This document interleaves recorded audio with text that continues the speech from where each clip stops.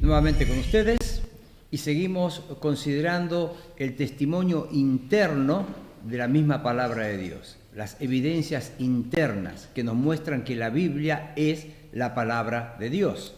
Hemos ya observado el testimonio que surge del Pentateuco, de la ley. Hemos visto el testimonio de los libros proféticos, donde reiteradamente estos hombres de Dios dicen, vino palabra de Jehová. Y aún en la tercera sección de los salmos o los escritos que tuvimos, vemos cómo hay testimonios hacia las otras partes y hacia esas mismas secciones de que Dios habló.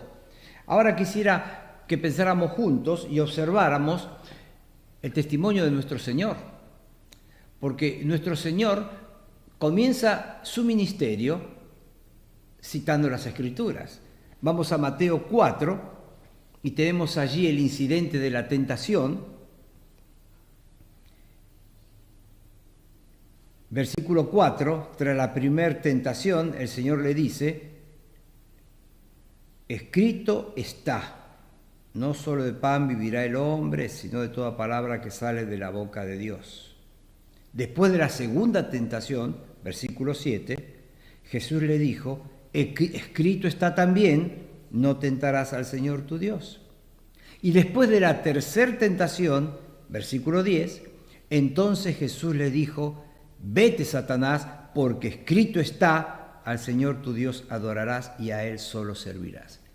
En cada una de estas circunstancias, el Señor recurrió a la palabra escrita, diciendo, escrito está, escrito está, escrito está.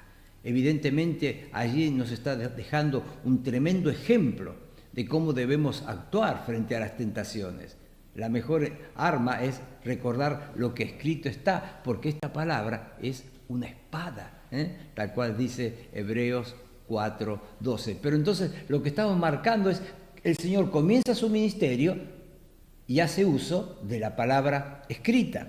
Pero ya el Cristo resucitado también ya en los últimos momentos de su ministerio recurre a la palabra escrita. Ya hemos mencionado antes el incidente de Lucas 24 con aquellos discípulos que regresaban a Emaús y él les dice en el versículo 25, Lucas 24, 25. Entonces les dijo, oh insensatos y tardos de corazón para creer todo lo que los profetas han dicho. ¿No era necesario que el Cristo padeciera estas cosas y que entrara en su gloria? Y comenzando desde Moisés y siguiendo por todos los profetas, les declaraba en todas las Escrituras lo que de él decían. Y un poco más adelante, en este mismo capítulo, él se va a aparecer a los discípulos. Dice el versículo 36, mientras ellos aún hablaban estas cosas, Jesús se puso en medio de ellos y les dijo, paz a vosotros. Cuando dice hablaban estas cosas, es el hecho de que los dos discípulos regresaron a Jerusalén y vuelven con la noticia de que estuvieron con el Señor. Y el Señor les aparece en medio y el versículo 44 les dijo, estas son las palabras que os hablé estando aún con vosotros, que era necesario que se cumpliese todo lo que está escrito de mí en la ley de Moisés, en los profetas y en los salmos. Así que el Señor comienza su ministerio citando las Escrituras, culmina su ministerio y vuelve a llevarnos a las Escrituras. El Señor lo utilizó para enfrentar a los líderes religiosos de aquel entonces. Marcos capítulo 12 es un buen ejemplo, una evidencia de esto. Marcos 12, 24. Yo estoy siguiendo los apuntes, las notas que ustedes tienen. Estoy en este momento en la página 12. Marcos 12, 24. Entonces respondiendo Jesús les dijo, ¿no erráis por esto, porque ignoráis las Escrituras y el poder de Dios? nuevamente el Señor, en este caso hablando frente a los líderes religiosos, va a hacer referencia a que el error que ellos tienen es por su ignorancia de las Escrituras. Vamos a retroceder un capítulo, Marcos 11, y aquí tenemos enseñanzas ya de carácter general, pero dice en el versículo 17, les enseñaba diciendo, ¿no está escrito, mi casa será llamada casa de oración para todas las naciones? Está citando de Isaías 56. Mas vosotros la habéis hecho cueva de ladrones. Aquí nuevamente el Señor está haciendo referencia a la Escritura. No está escrito, dando autoridad a sus palabras, citando las Escrituras. Vamos a Juan capítulo 5 y ahí veremos cómo el Señor, hablando de sí mismo, va a hacer referencia a las Escrituras. Juan 5, ahora en el versículo 39. Escudriñad las Escrituras, porque a vosotros os parece que en ellas tenéis la vida eterna, y ellas son las que dan testimonio de mí. Así que el Señor tenía su confianza en la Escritura, el Señor citaba la Escritura y el Señor tenía la Escritura en su mente, en sus labios, ante cualquier circunstancia. Su salida, su respuesta siempre tenía que ver con lo que está escrito. Obviamente, el Señor estaba no solo enfrentando una situación de ese momento, sino que estaba dejándonos un gran ejemplo a cada uno de nosotros. Tenemos que estudiar la palabra, tenemos que memorizarla, tenemos que meditar en ella, de tal forma que nuestra mente esté saturada por la palabra de Dios y ella venga siempre a nuestros labios en cualquier circunstancia, en cualquier necesidad. Fíjense cómo el Señor veía los milagros. Ustedes saben que hay muchas corrientes teológicas que pretenden negar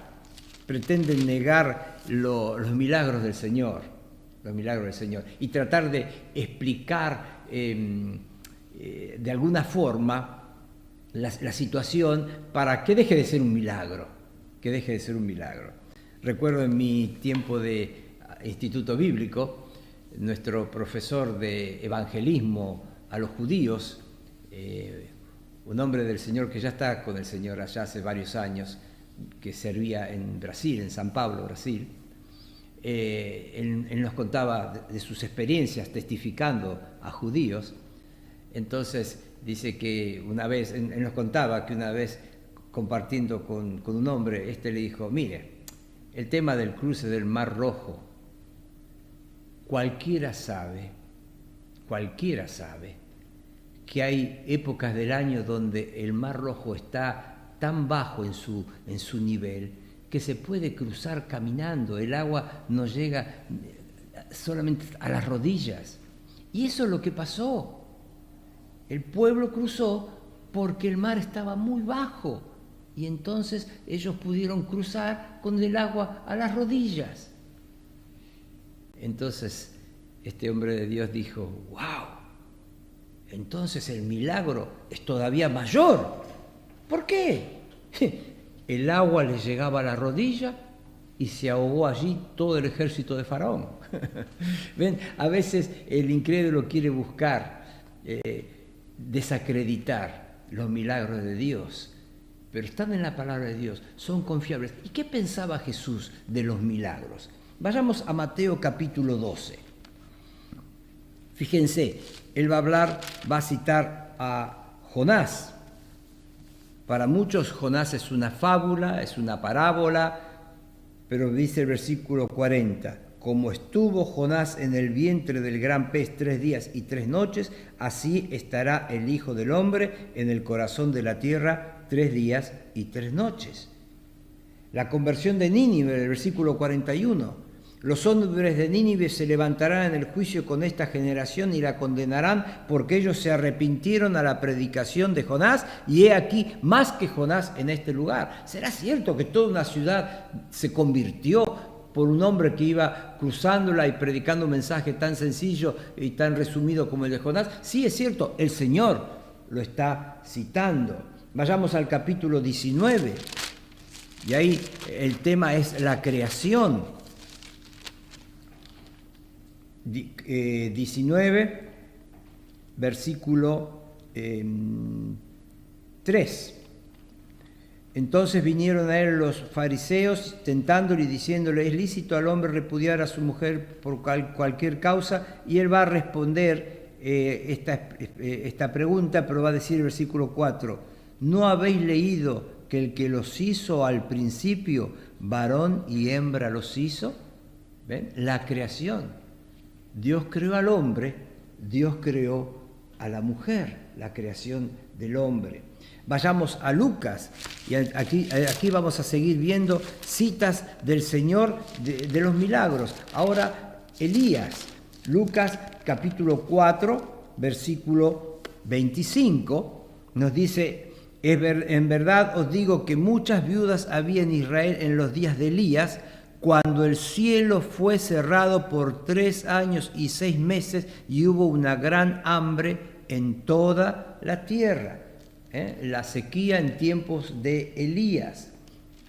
El mismo capítulo 4, versículo 27, ¿se acuerdan del caso de Naamán, aquel general sirio que fue curado de su lepra?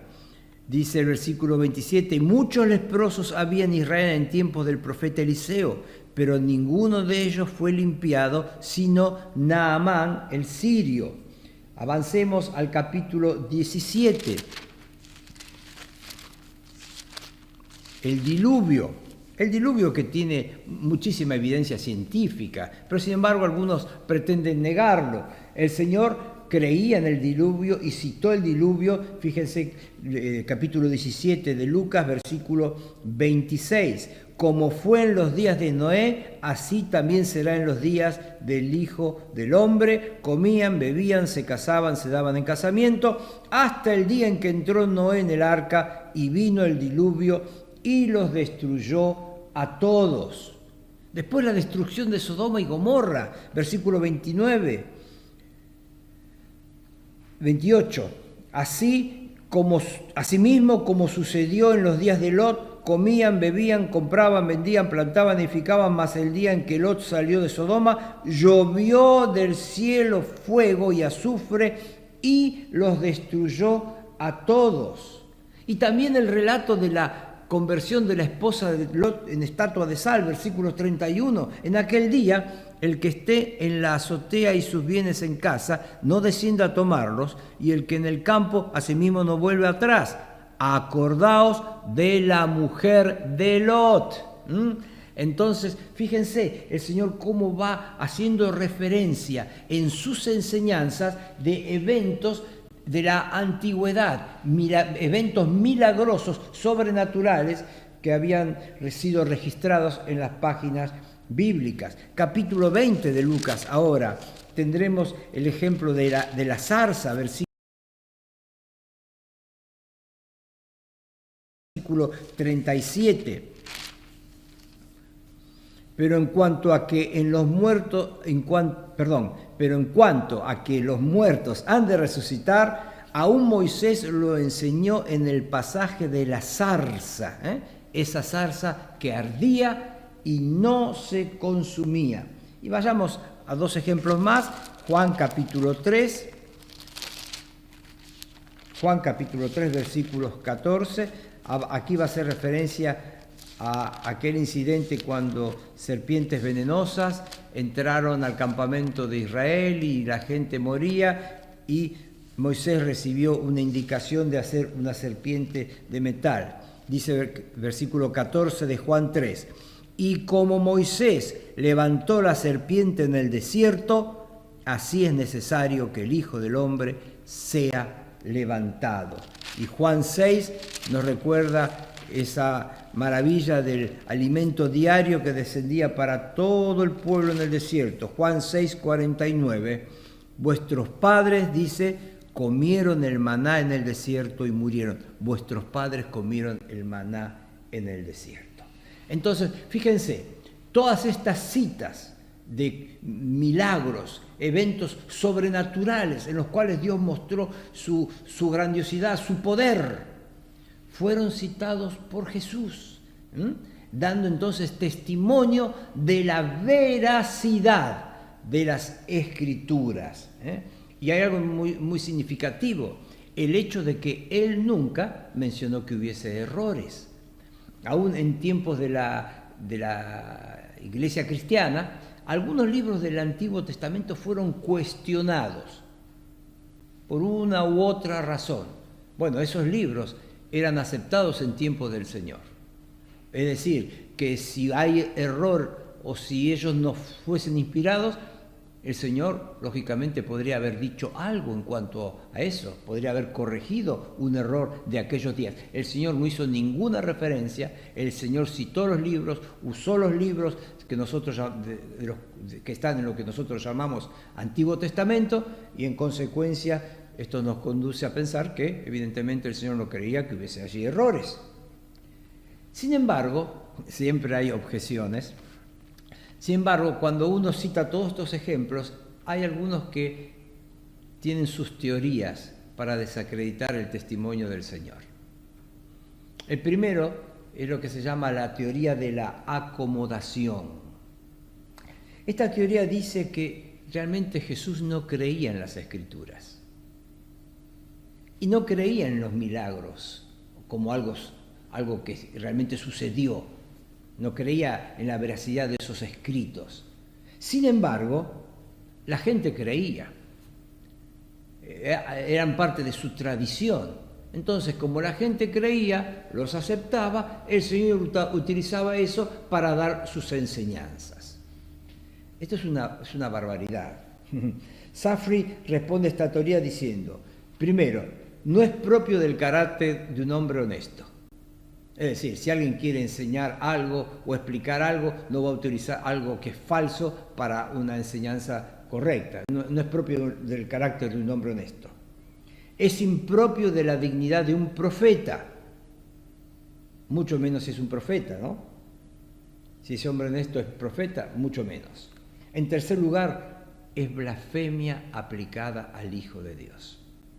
Decir que Jesús sabía que todas esas cosas no eran ciertas, eran falsas, pero que las estaba utilizando solamente porque el común de la gente creía en ellas y así podía dar sus enseñanzas, es una blasfemia. Cristo nunca se acomodó a los fariseos. Cristo nunca se acomodó al sistema religioso de sus días. Él protestó contra las tradiciones, contra el legalismo, etcétera, etcétera, etcétera. Pero hay una segunda objeción que surge de las páginas bíblicas, y es la llamada teoría de la kenosis. Fíjense, vayamos a Filipenses capítulo 2. Filipenses capítulo 2.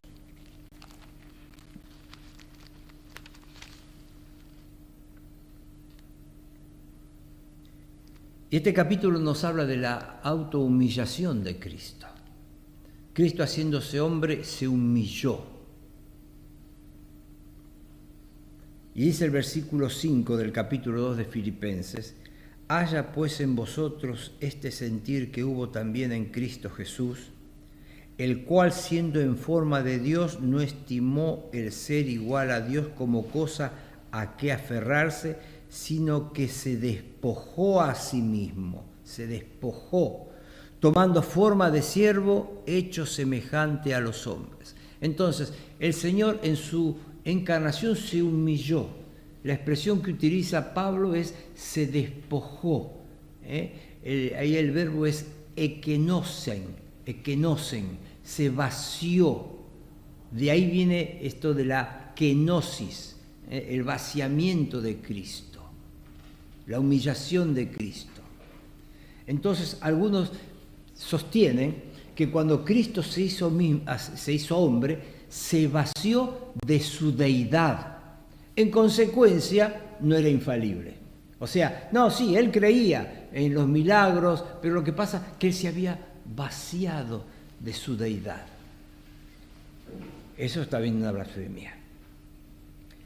Hay que estudiar el pasaje con profundidad de Filipenses 2 y darse cuenta las implicancias de ese vaciamiento. Nuestro Señor se vació, se despojó, dejó a un lado, decidió no usar ciertas, lo que los teólogos llaman prerrogativas divinas, ciertos atributos, decidió no usarlos, pero no los perdió. Él nunca dejó de ser Dios, nunca dejó de ser Dios. Una persona puede tener su vehículo, su automóvil, y de pronto todos los días toma las llaves de su vehículo, lo arranca y va a su trabajo en el auto, y de pronto un día dice, deseo dejarlo, voy a hacer ejercicio, salgo un rato antes y voy a caminar hasta mi trabajo. Es una decisión. Sigue siendo dueño del auto, sigue teniendo todo el derecho de usar el auto, pero como dueño también puede decidir, hoy no lo uso. Y eso es lo que sucedió con el Señor. El Señor se despojó, dejó a un lado ciertos atributos, ciertas características, pero nunca se despojó de su deidad. Por ejemplo, Él no usó su omnipresencia. Si estaba en Jerusalén, no estaba en Betania. Pero Él no perdió su omnipresencia, la dejó a un lado. Si Él hubiese perdido su presencia, su omnipresencia, hubiese dejado de ser Dios, porque la omnipresencia es un atributo divino.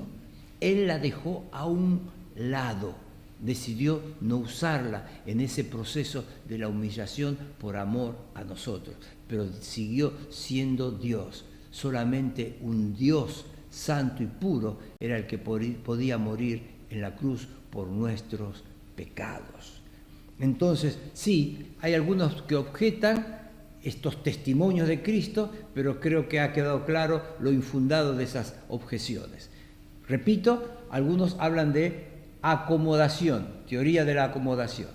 Jesús no creía, pero como todos creían, Él utilizaba la creencia popular para dar sus enseñanzas. Segundo, teoría de la kenosis. Jesús en su estado, cuando Él se humanó, en ese estado no era infalible, porque Él se había despojado de su deidad. Es también un tremendo error. Nunca dejó de ser Dios. Y simplemente es cuestión de estudiar los evangelios y observar cómo Jesús, nuestro bendito Salvador, realmente fue el Dios hombre, ¿no? Como en Él se dio esa unión hipostática, junto la naturaleza humana y la naturaleza divina. Gracias a Dios por eso. Ustedes tienen ahí en la página 13 algunos datos y observar que hay más de 1000 referencias en el Nuevo Testamento a pasajes del Antiguo Testamento.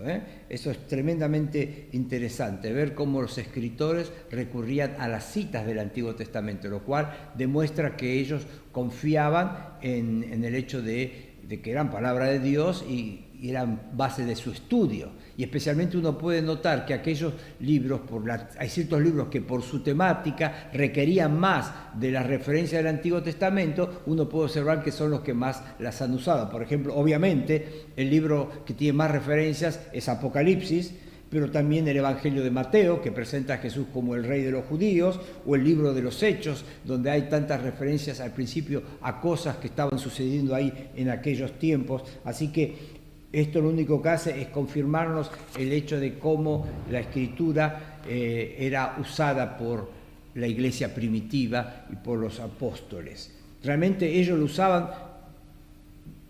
veamos como ejemplo, para el mensaje del Evangelio. Vamos a Hechos capítulo 2. Es el día de Pentecostés, versículo 16. Cuando muchos suponían que aquellos que estaban hablando en lenguas estaban borrachos, ebrios, Pedro es quien va a tomar la palabra y va a decir en el versículo 16, mas esto es lo dicho por el profeta Joel, como dice el versículo 15, no están ebrios como vosotros suponéis, puesto que es la hora tercera del día, las 9 de la mañana, mas esto es lo dicho por el profeta Joel. Y ahí comienza la predicación de Pedro. ¿Basado en qué? En lo que dijo el profeta Joel. Cuando nosotros vamos a 1 Corintios capítulo 15, vamos a ver cómo el apóstol Pablo está aquí utilizando las Escrituras para confirmar lo que sucedió con Cristo. Dice el versículo 3 del capítulo 15 de 1 Corintios. Porque primeramente os he enseñado lo que asimismo recibí, que Cristo murió por nuestros pecados conforme a las Escrituras, y que fue sepultado y que resucitó al tercer día conforme a las Escrituras. Conforme a las Escrituras, conforme a las Escrituras. Es como que Pablo estuviera diciendo, acuérdense, recuerden lo que las Escrituras dijeron. Conforme a las Escrituras, Jesús murió y Jesús resucitó. Entonces, para la predicación del Evangelio, los apóstoles muchas veces citaban el Antiguo y en este caso, hablando de la muerte y resurrección de Cristo, Pablo, escribiendo a los Corintios, utiliza lo mismo. Y fíjense, Hechos capítulo 17, ahí tenemos un hermoso testimonio. Dice el versículo 10, Hechos 17, 10, inmediatamente los hermanos enviaron de noche a Pablo y a Silas hasta Berea, y ellos habiendo llegado, entraron en la sinagoga de los judíos. Y estos eran más nobles que los que estaban en Tesalónica, pues recibieron la palabra con toda solicitud, escudriñando cada día las Escrituras para ver si estas cosas eran así. ¡Qué bien! Me encanta la actitud de estos hombres allí en Berea, escudriñando cada día las Escrituras. No era simplemente que escuchaban y aceptaban o rechazaban, no, escuchaban, iban a buscar a las Escrituras. Entonces, fíjense, cómo esto nos debe alentar al estudio de la palabra. Estos hermanos son dignos de imitación de parte nuestra en cuanto a nuestro interés en profundizar, en conocer más la palabra de Dios. Vamos a hacer una pausa, pero como siempre, permítanme compartir con ustedes un versículo del Salmo 119. Y este versículo es el versículo 98. Me has hecho más sabio que mis enemigos con tus mandamientos, porque siempre están conmigo. ¿Ven? La sabiduría, ¿dónde viene la sabiduría? De la palabra. El principio de la sabiduría es el temor de Dios. ¿Cómo va a crecer nuestro temor de Dios? En la medida que conocemos más a Dios. ¿Cómo conocemos más a Dios? En la palabra de Dios. Y aquí dice, me has hecho más sabio que mis enemigos con tus mandamientos, porque siempre están conmigo. ¿Podés decir eso? Siempre están conmigo, siempre la palabra de Dios está conmigo. No estoy hablando si el libro físico está contigo. Puede estar en tu casa, sí, en la biblioteca, en tu mente, en tu corazón. Eso es lo que Dios desea. Y mi deseo realmente es que a medida que vamos avanzando en este estudio, cada día estas expresiones del salmista en el Salmo 119 puedan ser tuyas. Una pausa.